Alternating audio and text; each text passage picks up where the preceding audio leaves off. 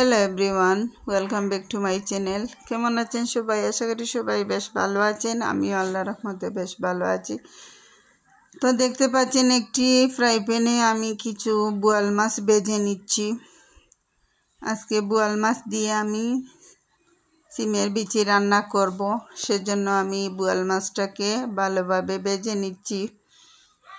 আর আমার মা দাদিরা সবসময় শুনতাম বলতেন যে সিমের বিচি বোয়াল মাছ দিয়ে অথবা গাগট মাছ এইসব মাছ দিয়ে রান্না করলে খেতে খুবই ভালো লাগে। তাই আমিও ভাবলাম যে বোয়াল মাছ দিয়ে আজকে সিমের বিচিটা রান্না করে নিই। তো কিছু পেঁয়াজ বাটা, রসুন বাটা এবং অল্প একটু আদা বাটা নিয়ে নিলাম। চুলায় একটি হাঁড়ি বসিয়ে নিলাম, পরিমাণ মতো তেল দিয়ে দিলাম। তেলটা দিয়ে এবার আমি রসুন বাটা দিয়ে রসুনটাকে একটু ভেজে নিচ্ছি। অনেকে সিমের বিচি রান্নার ক্ষেত্রে রসুন পছন্দ করে না, যারা পছন্দ করেন না এটা স্কিপ করতে পারেন। আমার কাছে মনে হয় সিমের বিচি বা যে কোনো ধরনের বিচি রান্নার ক্ষেত্রে রসুন এবং আদা দিয়ে রান্না করলে ফ্লেভারটা ভালো আসে।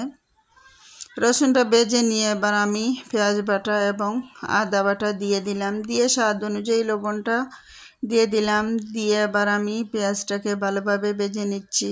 পেঁয়াজটা ভালোভাবে ভাজা হয়ে এলো। এবার আমি আমার হাতে যে চামচ দেখতে পাচ্ছেন সেই চামচের 1 চামচ হলুদ গুঁড়া এবং 2 চামচ লাল মরিচের গুঁড়া দিয়ে দিলাম। 1 চামচ পাঁচফোড়ন এবং অল্প একটু জিরের গুঁড়া দিয়ে মশলাটাকে ভালোভাবে আমি কষিয়ে নেব। মশলাটা যত ভালোভাবে কষাবো রান্নার স্বাদটা তত ভালো হবে। যে কোনো রান্না, মাছ অথবা মাংস, যেটাই আমরা রান্না করি না কেন, আমাদের রান্নার স্বাদটা ডিপেন্ড করে মশলা কষানোর উপর। আর এই তো আমার মশলাটা কষানো কমপ্লিট হয়ে এসেছে। এবার আমি সিমের বিচিগুলা দিয়ে দিলাম। দিয়ে ভালোভাবে নেড়েচেড়ে দেব। আর সিমের বিচির সাথে একটু টমেটো হলে ফ্লেভারটা আরও ভালো আসবে। তাই আমি ফ্রিজিং করা টমেটো ছিল, কিছু টমেটো এবং 4-5টা কাঁচামরিচ দিয়ে ভালোভাবে নেড়েচেড়ে আমি ঢাকনা দিয়ে কিছু সময়ের জন্য ঢেকে রাখবো। বিচিটাকে কিছু সময় কষিয়ে নেব।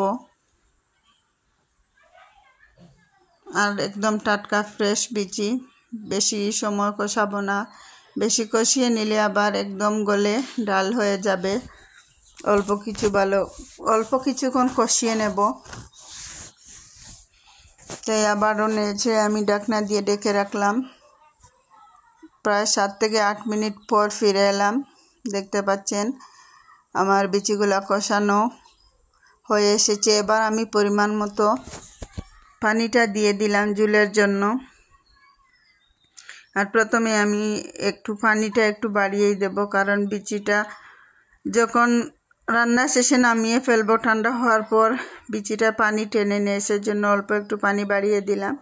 আর ভেজে রাখা বোয়াল মাছগুলো দিয়ে দিলাম। দিয়ে নেড়েচেড়ে আমি ঢাকনা দিয়ে ঢেকে রাখবো।